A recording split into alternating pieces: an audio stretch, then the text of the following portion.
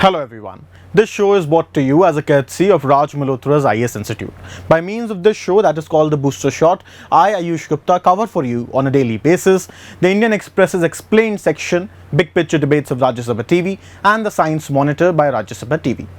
The purpose of this very entire show is to enhance your perspective with respect to issues of national and international importance so that you're able to write quality answers. So, in the last lecture, we were discussing Indian Express's article that dealt with the recent data released by the Ministry of Statistics and Program Implementation with respect to the quarterly GDP and the increase that has been shown in that. So, this is the second part of this very lecture. We had talked about the seen and the unseen aspects of that very article, which was published on September 1st, 2021 in the Indian Express. And I had told you as with respect to the seen things which was written in those articles, such as to what sort of data has been released. This data that the ministry releases has two components, which is the GDP, has two components, which was the GDP and the GVA. What is the difference between both of them? The difference was that the difference pertains with respect to the government intervention, with respect to the taxes and subsidies that the government apply, and that is the entire difference that is between GDP and GVA, which shows us as to what kind of role the government is playing. Then we discussed the data that has been given, and we try and correlated these data with the earlier data of the earlier quarters, and we then noticed and answered the question that whether or not have we achieved the V-shaped recovery. V-shaped recovery का क्या मतलब था? V-shaped recovery का मतलब ये था that the economy was stuck with the crisis at the time of the COVID. So V-shaped recovery की हम अभी definition देखते हैं. So a V-shaped recovery is a term that describes a period of economic decline, recession and recovery that resembles a V shape. In the case of V-shaped recovery, an economy suffers a sharp decline for a short period and then a sharp rise to its previous status. So हमने क्या देखा था? Basically 2019-2020 के अंदर अगर हम GDP 100 रुपए लेते हैं, so during COVID के first quarter के अंदर, that is 2020 and 2021, this shrunk to minus 24.4% something. So let us say, take this in a round figure, and let's say it shrunk about 25%. So GDP was, gross domestic product was in the first quarter 75. Then it raised 20%, but 20% it raised with respect to this very quarter, corresponding quarter. So 75 का 20% क्या होता है? 15 रुपए. So 90. So ये जो gap है basically अभी तक हम ब्रिज नहीं कर पाए हैं, कंप्लीट रीबाउंड नहीं हुआ है इकोनॉमी का. So definitely we are not having a V-shaped recovery. So what sort of a recovery are we having? Basically, D. Subbarao, the former governor of the RBI, he has suggested that our country is facing a K-shaped recovery. Now, K-shaped recovery is a unique sort of a recovery in which what happens is that the economy gets split into two. Basically, there are two segments of the economy which are recovering in a different manner. One segment is showing recovery while the other segment is not. And which are these two segments? So, in K-shaped recovery, while there was a downturn because of the COVID crisis in the economy, a recession occurred. So, now this segment, one segment, the well-off section, is still rising and has made gains, whereas there is another section which is not making gains. And which are these sections? Basically, these sections are the economy splits basically between the divisions in the society along class, racial, geographic और industry lines. Society के अंदर जिस भी तरीके की society है वहाँ पे जो वेल ऑफ सेक्शंस हैं वो अच्छा परफॉर्म करते हैं, एंड जो सेक्शंस नीचे दर्जे के हैं वह बुरा परफॉर्म करते हैं. देयर आर सर्टेन इंडस्ट्रीज जिन्होंने अच्छा परफॉर्म किया एंड सर्टेन इंडस्ट्रीज जिन्होंने बुरा परफॉर्म किया. For example, even during Covid times it was the IT sector that faced a boom, whereas with respect to construction sector, which is also a very buoyant sector in which a lot of money has been made, was completely shut down. And so is with respect to the hospitality sector. So whereas some people were making strides, there were others who were basically left with nothing to eat altogether. सो ये जब हम V shape recovery के अंदर जब हम बात कर रहे थे कि ये जो पूरी रिकवरी नहीं हुई है 100, 75, 90, तो ये जो 10 का गैप है, ये 10 का गैप उन लोगों के ऊपर है जो इस के शेप रिकवरी के ग्राफ में यहां नीचे की तरफ है। वेयर एज ये जो रिकवरी करी है ये इन लोगों ने करी है जो कि ऊपर की तरफ है के शेप ग्राफ के अंदर। So this is with respect to K shape recovery. What happens in K-shaped recovery is that already present inequalities in the society within different classes, different communities, they get even more exaggerated. So inequality इस चीज से बढ़ जाती है। Now, अब ये होता कैसे है? So, इसका इलाज ये बताया गया इस आर्टिकल के अंदर कि there have been suggestions कि काउंटर साइक्लिकल मेजर्स लिए जाएं। काउंटर साइक्लिकल मेजर्स को समझने के लिए हमें सबसे पहले समझना पड़ेगा बूम एंड बस्ट के साइकिल को। And counter cyclical measures have been part of a physical policy of the country. Physical policy के जो सबसे बड़े इकोनॉमिस्ट रहे हैं वे रहे हैं केन्स। एंड उनकी थ्योरी जब हम समझेंगे with respect to Keynesian approach क्या है, then will get to know कि काउंटर साइक्लिकल ऑपरेशंस क्या हैं एंड क्या फिर अगर सजेशन आ रहा है कि काउंटर साइक्लिकल ऑपरेशंस लेने चाहिए तो काउंटर साइक्लिकल ऑपरेशंस लिए क्यों नहीं जा रहे हैं, ये भी हमें देखना होगा। Which is also the reason कि हमें यह समझना पड़ेगा कि counter cyclical measures Keynesian model का ड्रॉबैक क्या है एंड अल्टरनेटिव क्या है। There is an alternative economy के बेसिकली बूस्ट देने का, वो है monetary policy. So monetary policy क्या है एंड मॉनेटरी पॉलिसी के पीछे जो स्कॉलर रहे हैं उनका क्या रोल है, क्या लास्टली फिर बीच में हम ये देखेंगे कि इन दोनों पॉलिसीज को क्या साथ में चलाया जाता है एंड फिर हम बात करेंगे डेफिसिट फाइनेंसिंग की। सो बूम और बस्ट का साइकिल क्या होता है? बेसिकली बूम और बस्ट के साइकिल हम देखते हैं कैपिटलिस्ट इकोनॉमी के अंदर। कैपिटलिस्ट इकोनॉमीज वो होती हैं जो कि डिमांड एंड सप्लाई की फोर्सेस पे वर्क करती हैं। वो ये कहती हैं कि इकोनॉमी अपने आप एडजस्ट कर लेती है एंड जो डिमांड होगी सोसाइटी की उसकी तरफ उसको सप्लाई मीट कर लेगी एंड एक बेसिक इक्विलिब्रियम एग्जिस्ट हो जाएगा दोनों के बीच के अंदर, जिसमें हर एक इंडिविजुअल को एम्प्लॉयमेंट मिल जाएगी। So what happens in the economy is and how does these cycle work? So these cycle generally work with respect to the money supply in the economy. So होगा क्या कि जब मार्केट के अंदर credit बहुत ज्यादा सस्ता होगा, जब आपको लोन सस्ते रेट में मिल रहा होगा, तब ज्यादा से ज्यादा लोग लोन चकेंगे, more of take off loan. फिर उस लोन को लोग इन्वेस्ट करेंगे एंड जब लोग उसको इन्वेस्ट करेंगे, मार्केट में ऐसा सेंटिमेंट है कि इंटरेस्ट रेट लो है एंड डिमांड बढ़ जा रही है, ठीक है, तो these investors are going to reap good profits, good returns are reaped. So but अब ड्रॉबैक कहां पे आता है? जब इजी अवेलेबिलिटी होती है क्रेडिट की, so what happens is now both the consumer and the investor sentiments work over है। सो कंज्यूमर क्या कर रहे हैं? वो खरीदने में लगे हुए हैं। इन्वेस्टर्स क्या होते हैं? वो सप्लाई करने में लगे हुए हैं। सो जब मार्केट का इतना पॉजिटिव सेंटिमेंट चल रहा होता है कि सभी लोग इन्वेस्ट कर रहे हैं, तो वहां पर बैड इन्वेस्टमेंट्स भी हो जाती हैं या फिर जरूरत से ज्यादा इन्वेस्टमेंट्स होनी शुरू हो जाती हैं। जो जरूरत से ज्यादा इन्वेस्टमेंट्स होती है उन्हें हम कहते हैं मैल इन्वेस्टमेंट। सो अब आ जाता है टाइम इस साइकिल का बस्ट होने का। सो क्या होता है that supply will exceed demand and bust cycle begin. Things that have been over invested will decline in value. So now अब आपने 100 घर तैयार करके खड़े कर दिए एंड 100 घर मैंने भी तैयार करके खड़े कर दिए, बट ऑलरेडी पहले 1000 घर बिक चुके हैं। Now no one wants to purchase the homes. अब सिर्फ मार्केट के अंदर 70 होम की डिमांड है। Now what will happen? Now there is competition, excessive supply, low demand. Now how to bridge this thing? फिर क्या होगा? लोगों के रेट घटने शुरू होंगे। Then the property's value, the investment's value will start declining. Why it will be declining? Because I had taken loan from the bank and मुझे bank को रीपे करना है वो लोन, फिर चाहे वो कम इंटरेस्ट के साथ ही मैंने क्यों नहीं लिया है। So because I have to return the loan and my product is not being selling, the value of my product starts declining even more. So in this very manner, what will happen is that many people will start defaulting on their loans.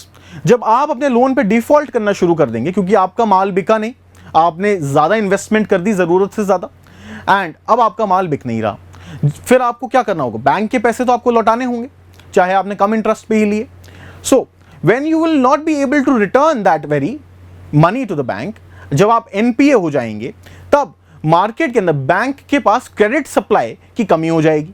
जब bank के पास आगे पैसा देने के लिए कम होगा and bank के खुद के खर्चे भी होंगे, एंड बैंक के ये जो एसेट्स से, बेसिकली बैंक जब आपको लोन देता है तो वो बैंक का एसेट होता है, क्योंकि बैंक को उसके ऊपर इंटरेस्ट मिलना होता है. अब ना तो बैंक को अपना प्रिंसिपल मिल रहा है और ना ही इंटरेस्ट मिल रहा है.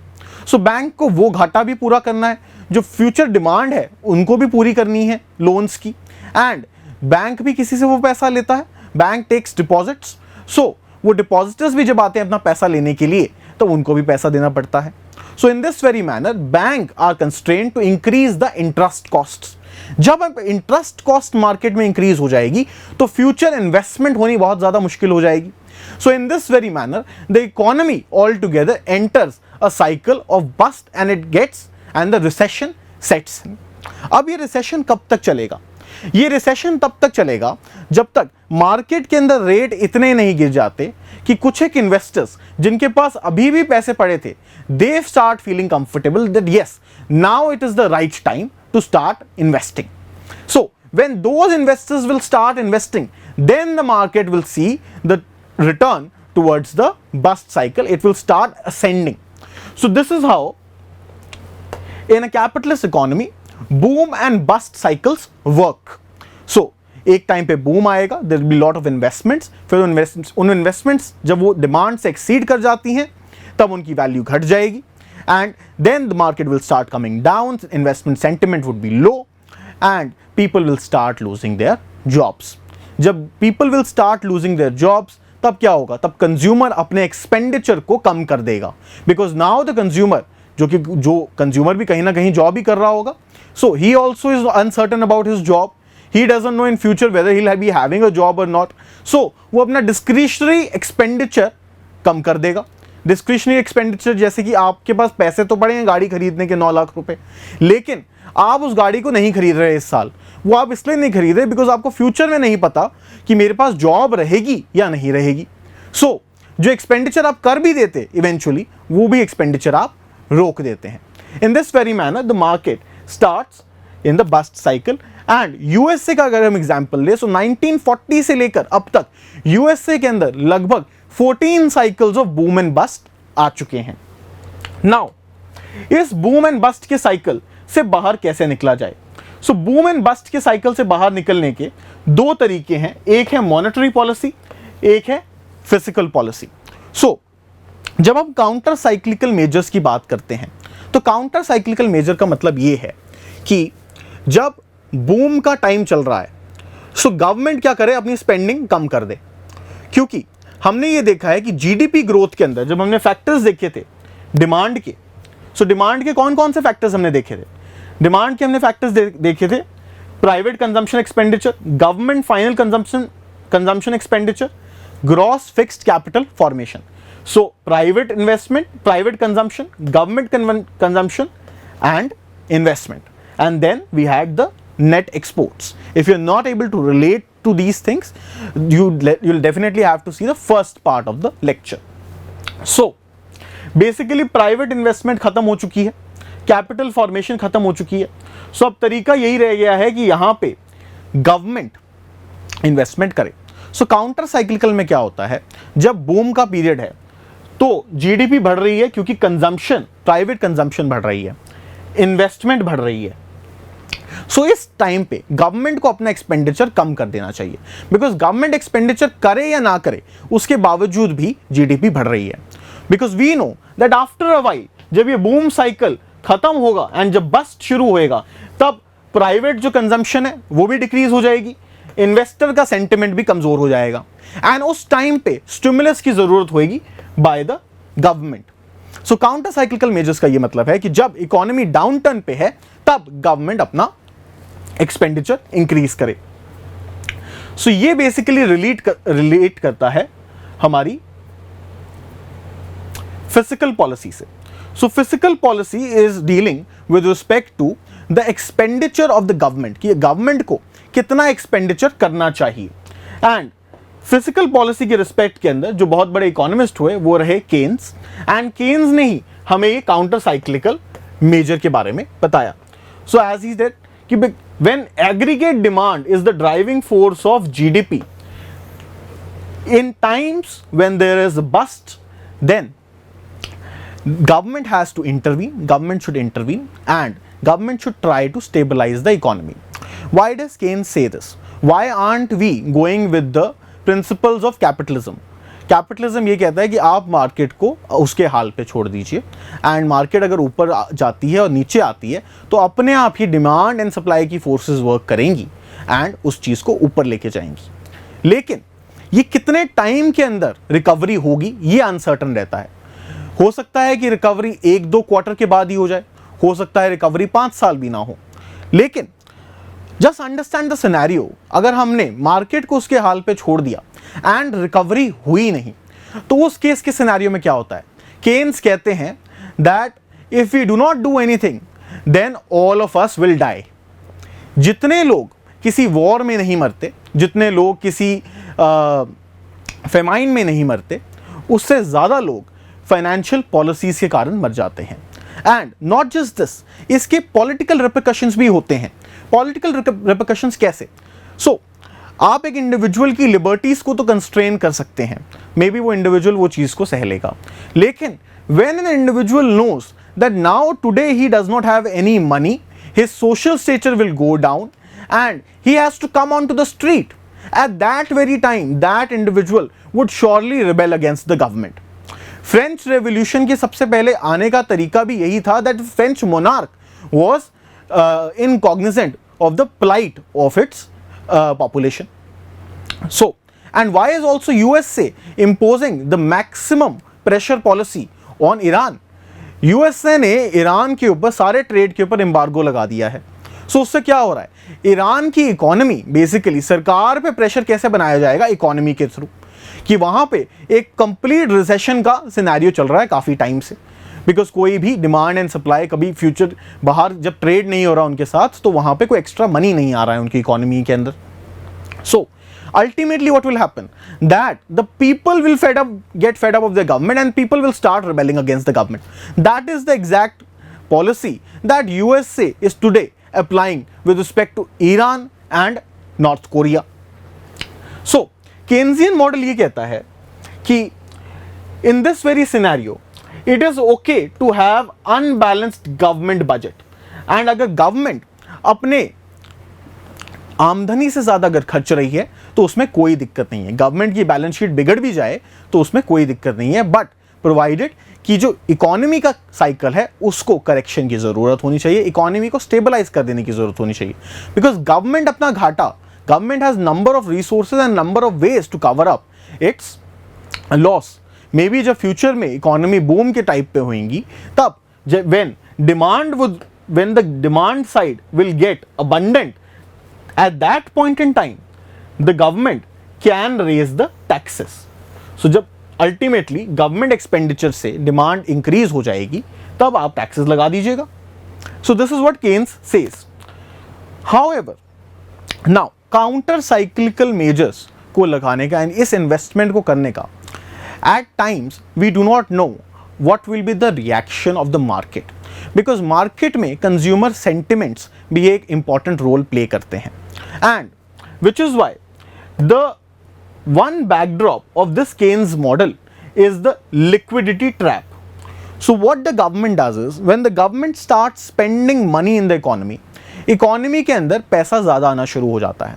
सो आपको पता है कि अभी इन्वेस्टर सेंटिमेंट डाउन है, इन्वेस्टर्स नई प्रोडक्शन नहीं कर रहे हैं. So what will happen is, लोगों के हाथ में पैसा आ जाएगा and they will start demanding stuff. However जब इन्वेस्टमेंट नहीं होएगी, जब नया प्रोडक्ट नहीं आ रहा होएगा उसके रिलेशन के अंदर, तब जो ऑलरेडी एग्जिस्टिंग प्रोडक्ट है उसकी कॉस्ट बढ़ जाएगी. बेसिकली इकोनॉमी के अंदर इन्फ्लेशन आ जाएगी. एंड जब इन्फ्लेशन आ जाएगी इकोनॉमी में, सो माइंड इट, जब गवर्नमेंट ये पैसा डिस्ट्रीब्यूट कर रही होती है, एक्सपेंडिचर कर रही होती है, so this expenditure doesn't go, all this money doesn't go in the hands of equally everyone. There will be certain segments of the population which will not be facing any benefit from this expenditure of the government, and in that very scenario, in the case of recession, when inflation takes place, the position of those people will get even more worse. And Keynes हमें कोई भी model नहीं देता कि हमें इस चीज से कैसे बचना है. So basically इसे हम बोलते हैं स्टैगफ्लेशन. स्टैगफ्लेशन एक ऐसी चीज है जिससे हर इकोनॉमी बचना चाहती है. Let us look and read the exact definition of it for our convenience. So stagflation is characterized by slow economic growth and relatively high unemployment or economic stagnation. So economic growth अभी आपकी slow है because investment sentiment down है, and unemployment high है naturally, क्योंकि जब आपके पास boom का cycle था तब आपने ढेर सारे लोगों को एम्प्लॉय कर लिया एंड उसके बाद आपने उन सभी एम्प्लॉयज को ले ऑफ कर दिया. सो वहां पे अनएम्प्लॉयमेंट मार्केट के अंदर बढ़ चुकी है. और economic stagnation which is at the same time accompanied by rising prices, that is inflation. There is certain segment of the population which has been benefited by government's intervention and now they have the money, and because of them the prices have started rising. However, corresponding investment has not taken up. लोग basically, अब आप investor को समझिए, government ने कह दिया कि हम आपको सस्ता क्रेडिट देना शुरू कर रहे हैं फिर से एंड आप ले लीजिए, या मैं आपको एक प्रोजेक्ट दे रहा हूं आप ले लीजिए. सो इन्वेस्टर क्या करेगा? इन्वेस्टर ने वो पैसा तो ले लिया गवर्नमेंट से, लेकिन अब वो प्रोजेक्ट धीरे धीरे बना रहा है. वो ये सोच रहा है कि एक बारी मार्केट का सेंटिमेंट ठीक हो जाए, एक बारी शुरू हो जाए. At that point in time, that individual is having extra money in his hand. So वो individual क्या करेगा? We cannot expect that the individual is going to have that money, spend that money rationally. या फिर वो उस money को कुछ ऐसे assets में इन्वेस्ट करने की सोचेगा कि जहां से उसे एक फिक्स रिटर्न मिल जाए. जब रिसेशन का सिनेरियो आता है तब लोग अपना पैसा इन्वेस्टमेंट, रिस्की इन्वेस्टमेंट से निकाल के फिक्स्ड एसेट्स में लगा देते हैं एंड फिक्स्ड एसेट्स की मार्केट के अंदर रेट बढ़ने शुरू हो जाते हैं. जैसे कि कोविड के टाइम पे आपने देखा होगा कि गोल्ड का all of a sudden rate तकरीबन 30 से 40% बढ़ गया. लोगों ने मार्केट से अपने पैसे निकाले, गोल्ड में जो कि एक ऐसी कमोडिटी है जो कि एक सेफर ऑप्शन रहता है उसके अंदर पैसे डाल दिए. या फिर the recent upsurge in the prices of properties is also because of this very thing, क्योंकि लोगों ने अपने बिजनेस से अपना पैसा निकाल लिया. Now they are not putting money for purchasing goods and अब वो money idle बैठा हुआ है उनके पास. Now what are they going to do? They are going to put that money into property, into fixed investments, and which is in turn going to create inflation in the market, in turn going to enhance the living cost of individuals. So this is with respect to stagflation. Now there is another measure जिससे हम इस चीज को avoid कर सकते हैं. That is with respect to the theory of monetarism, जो कि मिल्टन फ्रीडमैन ने दी. एंड इसके लिए इस थ्योरी की एप्लीकेशन को हम मॉनेटरी पॉलिसी भी कहते हैं. सो मॉनेटरी पॉलिसी कहती है कि जो इकोनॉमी के अंदर डेवलपमेंट होनी है या ग्रोथ होनी है, it depends on the supply of money in the economy. Basically जितना आप इकोनॉमी में मनी सप्लाई करेंगे उतना ज़्यादा वेल्थ क्रिएशन होगा. एंड जब आप अगर कॉरस्पॉन्डिंग ग्रोथ नहीं देखते हैं इकोनॉमी के अंदर, पैसा सप्लाई करने के कॉरस्पॉन्डिंग ग्रोथ नहीं देखते हैं, तब आपको पैसा मार्केट से खींचना भी पड़ेगा.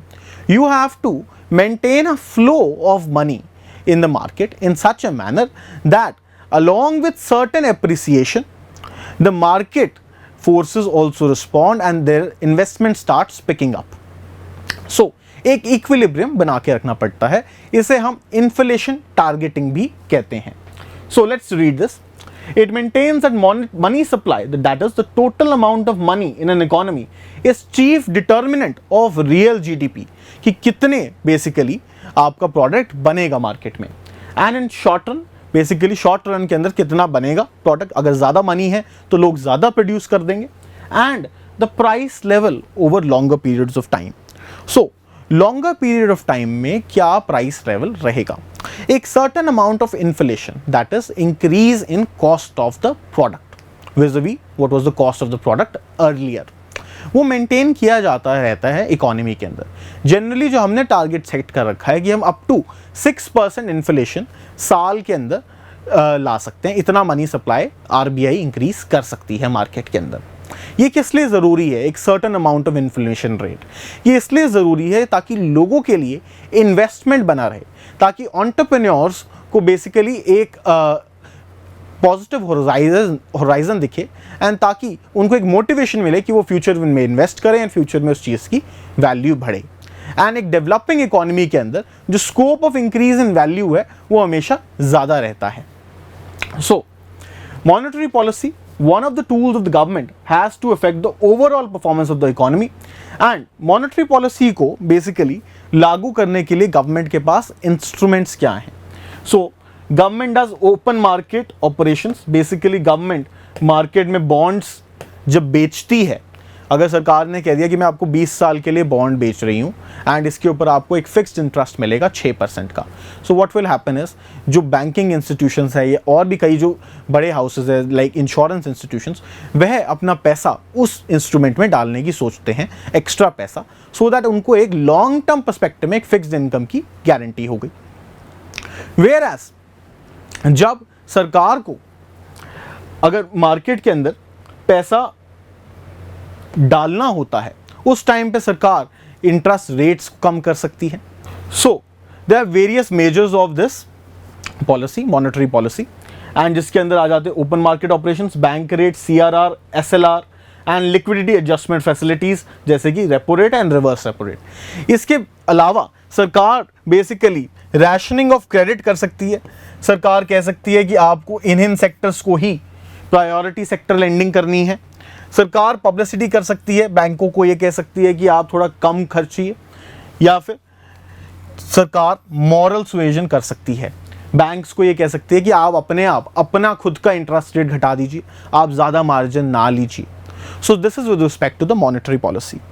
Now there is a difference between both these approaches, physical policy of Keynesian approach and the approach of Milton Friedman. So Keynes ये कहता है कि आप मार्केट के अंदर पैसा डालना शुरू करिए, सरकार खर्चना शुरू करे। अगर सरकार पैसा खर्चना शुरू करेगी, सो बेसिकली सरकार एक तरीके से मार्केट के अंदर मनी सप्लाई को बढ़ा रही है। एंड जो मॉनेटरी पॉलिसी है वो ये देखती है कि ये जो पैसा बढ़ रहा है, बढ़ाया जा रहा है, उसे कितना बढ़ाना चाहिए ताकि एक set level of interest rate को मेंटेन किया जा सके। सो अब किसके अकॉर्डिंगली चला जाएगा? क्या मॉनेटरी पॉलिसी जो डिसाइड करते हैं उनके अकॉर्डिंग चले, या जो फिजिकल पॉलिसी है उसके अकॉर्डिंग चले? सो इन दोनों थ्योरीज को, इन दोनों पॉलिसीज को एक साथ चलाने की जरूरत रहती है in any setup, because both of these policies are having their own limitations. So physical policy basically finance ministry देखती है, क्योंकि फाइनेंस मिनिस्ट्री देखती है कि किस मिनिस्ट्री को कितना पैसा देना है, कौन सी स्कीम्स में कितना पैसा देना है और कौन सी स्कीम में कितना पैसा घटाना है। And RBI which regulates the money supply into the market, it is the RBI which sees with respect to the inflation targeting कि मार्केट में कितनी मनी सप्लाई होनी चाहिए। उसके पास भी ऐसे इंस्ट्रूमेंट्स हैं जिससे वह मार्केट के अंदर मनी सप्लाई कम कर सकता है, और सरकार के पास ऐसे इंस्ट्रूमेंट्स हैं जिससे वो मार्केट के अंदर मनी सप्लाई डालती है। Lastly about deficit financing. So basically economy Covid के टाइम पे एक तो बूम एंड बस्ट का साइकिल नॉर्मल होता है, जिसके अंदर हमें पता है कि अगर बूम आया है तो बस्ट भी आएगा। लेकिन जब किसी क्राइसिस इंड्यूस्ड बस्ट आता है तो उस सिनेरियो के अंदर कौन सी अप्रोच अपनानी चाहिए? बिकॉज क्राइसिस जब ये आया है like covid, it is unexpected, where as हम नॉर्मल मार्केट के साइकिल को ट्रैक कर लेते हैं कि हाँ जी अब इतना ज़्यादा बूम आ रहा है, लेकिन देयर इज अ पॉसिबिलिटी कि यहाँ पे इसका चोकिंग पॉइंट आ गया एंड इसके बाद मार्केट के अंदर कोर्स करेक्शन होएगी। देन पीपल आर कॉग्निजेंट कि अच्छा इतने टाइम तक हमें रुकना है एंड अपने पैसे को इस तरीके से मैनेज करना है। Whereas COVID was a crisis, no one knew about this recession coming in. So इसके लिए ऐसे रिसेशंस को डील करने के लिए एंड जिस सिवियर इंपैक्ट का ये रिसेशन है, देयर आर ऑल्सो सजेशंस कि सरकार डेफिसिट फाइनेंसिंग करे। सो डेफिसिट फाइनेंसिंग कैसे? जब हम फिजिकल पॉलिसी की बात करते हैं तब बात ये हो रही थी कि सरकार कितना पैसा खर्चे, सरकार कितना पैसा खर्च सकती है। आइडल केस सिनेरियो में बिना बैलेंस शीट बिगाड़े उतना ही पैसा खर्च सकते हैं जितना आपके पास आया बाय मींस ऑफ टैक्सेस। सो उसमें से सरकार कुछ इन्वेस्टमेंट के अंदर डाल सकती थी, लेकिन अब सरकार उस इन्वेस्टमेंट को ना करके, टैंक्स ना खरीद के, क्योंकि टैंक्स अगर आपने कोई खरीदा है, सरकार 100 करोड़ का टैंक खरीदेगी तो उसका पैसा इकोनॉमी में तो नहीं जाएगा। सो सरकार क्या करती है, उसे वेलफेयर स्कीम्स में लगा देती है, मनरेगा जैसी स्कीम में लगा देती है। हाउएवर, जब इकोनॉमी के अंदर डिमांड इतनी ज़्यादा है कि सरकार, उस सिनेरियो में बात करी जाती है डेफिसिट फाइनेंसिंग की। डेफिसिट फाइनेंसिंग ये है कि आपके पास जितना पैसा आया आप उससे ज़्यादा पैसा खर्चिए मार्केट के अंदर। सो उसके लिए सरकार के पास दो तरीके हैं, या तो सरकार लोन लेके खर्चे या फिर सरकार मनी को प्रिंट करना शुरू कर दे। सो इसके प्रोज एंड कॉन्स इसी तरीके से हैं कि इससे सरकार की credit rate worthiness international market में, उस पर सरकार का इम्पैक्ट पड़ता है। अगर सरकार ज़्यादा लोन लेगी तो फ्यूचर में जो सरकार लोन लेगी उसके ऊपर सरकार को ज़्यादा इंटरेस्ट देने पड़ सकते हैं। यदि सरकार अगर मनी ज़्यादा प्रिंट करने लग जाती है तो फॉरेन इन्वेस्टर की जो हमारी करेंसी के अंदर ट्रस्ट है उसके ऊपर इम्पैक्ट आ सकता है। Which is why when any article would suggest in a manner कि काउंटर साइक्लिकल अप्रोचेस लेनी चाहिए। So as an administrator, as an individual with rational mind, you need to have the entire picture in your mind कि भैया physical policy क्या है, monetary policy क्या है, counter cyclical measures अगर ले लिए जाते हैं तो ये भी इंश्योर करना पड़ेगा कि स्टैगफ्लेशन ना हो जाए। एंड क्या सिर्फ मॉनेटरी पॉलिसी के थ्रू ही इस चीज़ को देखा जा सकता है, या फिर ये भी देखना ज़रूरी है कि ये जो बूम एंड बस्ट का साइकिल है ये कितना लंबा चलता है। We already see green shoots of recovery and maybe it so happens कि गवर्नमेंट अपनी तरफ से ज़्यादा इन्वेस्टमेंट ना भी करे एंड तब भी प्राइवेट कंजम्पशन एक्सपेंडिचर अपटिक ले ले, प्राइवेट कंजम्पशन एक्सपेंडिचर रिकवर हो जाए। So in this very manner, this very science is not a perfect science, that is with respect to economics, and this is how we need to understand the entire scope when we are discussing about GDP and how GDP needs to be managed. That will be all from my side for today. I am going to attach a PPT, this PPT along with this very lecture for your convenience. Thank you and have a nice day.